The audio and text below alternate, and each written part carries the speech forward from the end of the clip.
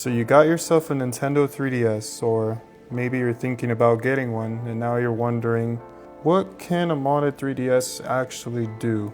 Well, that's what we're going to talk about in this video.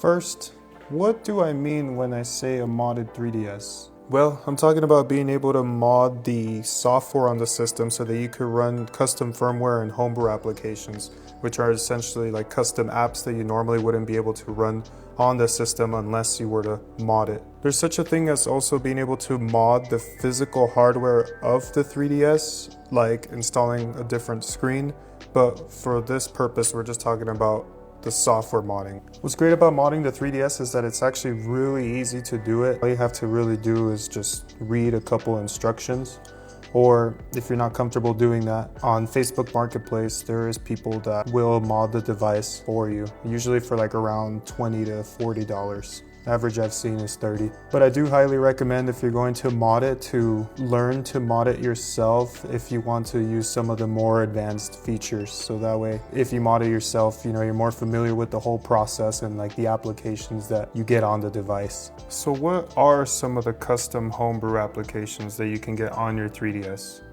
Well, for starters, there's one called FBI, which is probably one of the most important homebrew apps. FBI is basically a title and file manager for the 3DS, and one of its main uses is that you can install .cia files from it. A CIA file is basically an installable package for the 3DS, so you could think of it like an installer on your computer. And once you install one, the app or game can appear directly on your home screen as an icon, just like any other normal 3DS app. FBI is really useful for browsing the files on your SD card, and it works pretty much the same way as like a file explorer on your computer, just with some extra features specific to the 3DS. There's also FTPD, and what this application allows you to do is wirelessly connect to your computer to be able to transfer files over.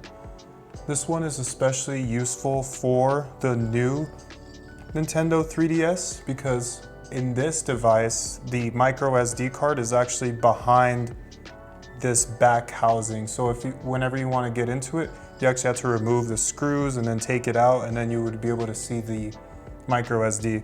But with this application, you just do it wirelessly and you don't have to transfer. The speeds are a bit slow, so you would only really want to use this for like smaller files, or if you're okay with just waiting a long time, but I wouldn't recommend it for any games. Of course, another app is 8shop, which is one of the main reasons why people mod their 3DS, so that they can get 3DS games. Another cool homebrew app that's really useful is called Checkpoint, which is a save manager. So what it allows you to do is, for example, say you're playing Mario and you got really far in the game and you don't want to lose that save file. Maybe you want to transfer it to another 3DS, or you just want to store it on your computer or somewhere else for safekeeping. This allows you to actually create a file that you can then transfer. One of the most fun apps is Anemone, which lets you customize your 3DS with custom themes. There are tons of themes available online, covering pretty much every game and the style you can think of. Once you find one you like, you can simply scan a QR code from the website using your 3DS's camera, and the theme will automatically download to your device. Custom themes are a great way to make your 3DS feel more personal, and if you really want to get creative, you can create your own as well.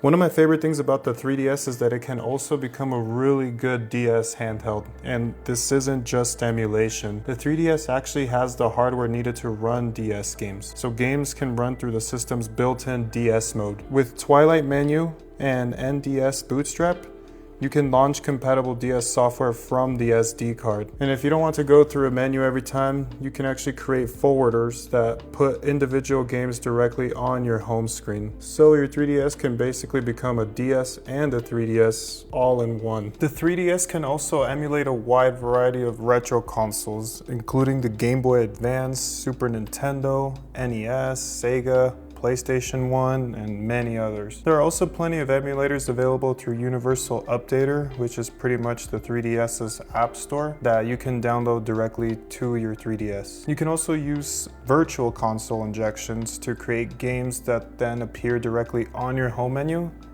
but that process is a little more involved. So for most people, using the available emulators is just going to be the simplest option. My favorite feature about the modded 3DS is that you can actually use a blue light filter, which is super useful if you're playing in bed or maybe it's just late at night. The way that you would do that is you hold L down and select, which then opens up the Rosalina menu. And from here you would go to screen filters, and here are the different temperatures for the blue light filter. So you could have it like very orange, or like this. So, should you mod your 3DS? Absolutely. If you already own one, it's a no-brainer.